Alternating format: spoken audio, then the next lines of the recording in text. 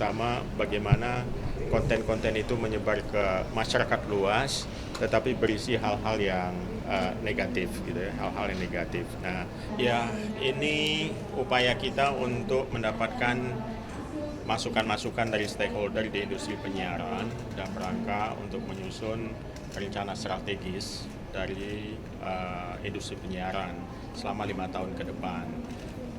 Kita mencatat ada banyak disrupsi teknologi ya yang mengakibatkan dampak terhadap konten maupun bisnis dari industri penyiaran. Nah, jadi bersama dengan stakeholder industri penyiaran, ekosistem yang ada di industri penyiaran, kita membahas peluang, tantangan, dan apa kira-kira rencana yang mau dilakukan untuk 5 tahun ke depan. Tadi kan membahas mengenai pertumbuhan ekonomi dari pemerintah baru ini ingin mengejar 8% gitu. Betul. Jadi sebetulnya strategi awalnya dari Komdigi ini apa? Nah, di Komdigi kita coba membreakdown bagaimana ekosistem bisnis digital, baik itu yang dikontribusikan oleh industri penyiaran dan juga oleh ekosistem digital yang lain, ini bisa memberikan kontribusi untuk pertumbuhan ekonomi yang kita targetkan 8% itu. Kita lakukan lewat berbagai macam cara, ya, termasuk juga dengan meningkatkan kemampuan digital talent kita. Lalu kita juga membuka ruang untuk investasi dan inovasi di dunia bisnis digital ini. Lalu ada pembinaan yang lebih intensif kepada startup-startup yang masuk ke dalam industri digital. Kita juga membuka ruang untuk para investor ya, untuk bisa terlibat lebih intens dan lebih dalam di industri digital yang kita miliki. Oh iya, beliau memberikan perhatian yang khusus untuk teknologi digital ini, dan kita harapkan pengembangan industri digital ini bisa berfokus kepada transfer of knowledge dan peningkatan skill serta inovasi, dan juga tentu saja kita ingin menarik lebih banyak investasi di industri digital ini. Untuk tantangan ke depan ini Pak, 2025 sampai 2029 kan tantangannya seperti apa? Karena kalau kita tahu undang-undang penyiaran juga belum sepenuhnya goal ya Pak. Iya, undang-undang penyiaran lagi dibahas ya. Oh ya, sorry. Ya, jadi undang-undang penyiaran lagi dibahas saat ini. Ada beberapa pasal dan ada beberapa bagian dari rancangan undang-undang itu yang kami pikir masih harus terus dikonsultasikan dengan stakeholder, mengingat perkembangan terutama disrupsi teknologi tadi ya. Jadi kita sabar aja, nanti prosesnya di DPR semoga bisa lancar dan bisa selesai dalam tahun depan, kita harapkan. Pak, tadi kan ngomongin soal TikTok, Pak, yang konten kreator TikTok itu. Sebentar, satu-satu ya gimana? Investor sendiri di industri penyiaran Indonesia seperti apa sih ini harapannya? Ya, sejak kita analog switch off masuk ke digital, ya industri penyiaran sebetulnya sama ya situasinya di tingkat global gitu. Ada pertumbuhan, tetapi semua juga melihat bagaimana dampak dari disrupsi teknologi itu terhadap pertumbuhan bisnisnya.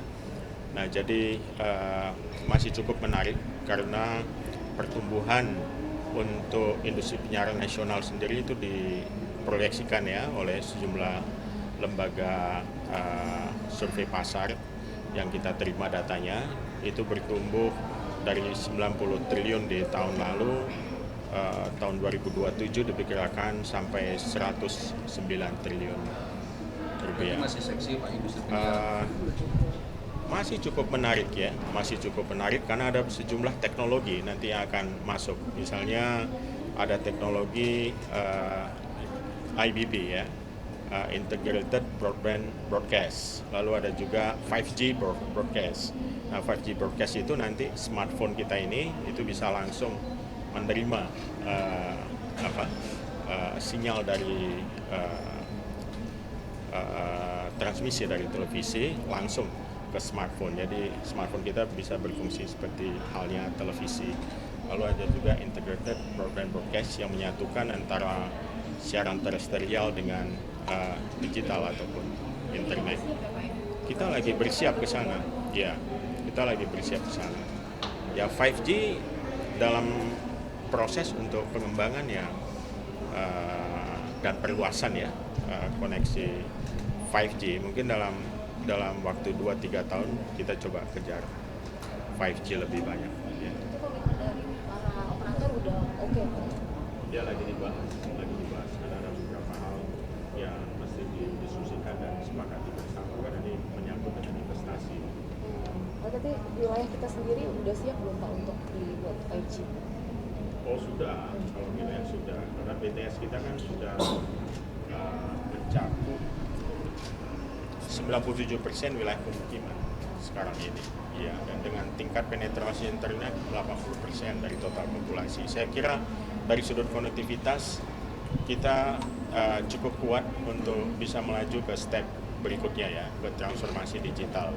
Maka Komdigi sendiri, Kementerian Komdigi ini mencanangkan untuk 5 tahun ke depan kita menyebutnya sebagai meaningful connectivity atau konektivitas yang berdampak. Ya. Oke. Terima kasih Pak. Kan tadi Bapak ngomongin soal content creator yang dari daerah, jadi ternyata nggak ada pertemuannya gitu. Tadi kan ada content creator dari Sukabumi kalau saya nggak salah terafiliasi sama judi online lagi gitu, terafiliasi dengan judi online. Kalau dari Bapak sendiri apa sih yang harus diperhatiin dari content creator yang di daerah itu supaya kita menyambut baik lah kreativitas dari konten kreator ya, masyarakat, warga gitu yang mencoba memakai platform-platform digital ini untuk bisa berkreasi gitu. Tapi tentu saja ada hal-hal yang kita lihat cukup rawan, terutama bagaimana konten-konten itu menyebar ke masyarakat luas, tetapi berisi hal-hal yang negatif gitu ya, hal-hal yang negatif. Nah, karena itu kami melihat pentingnya literasi digital ya untuk konten kreator ini, supaya mereka bisa lebih produktif, tapi juga bisa menyampaikan pesan-pesan yang aman gitu pada masyarakat dan juga etis. Ya, oke. Terima kasih Pak. PP 71 di mana Pak? Revisi PP 71. Nanti. Jangan semua dong. Ya. Terima kasih ya.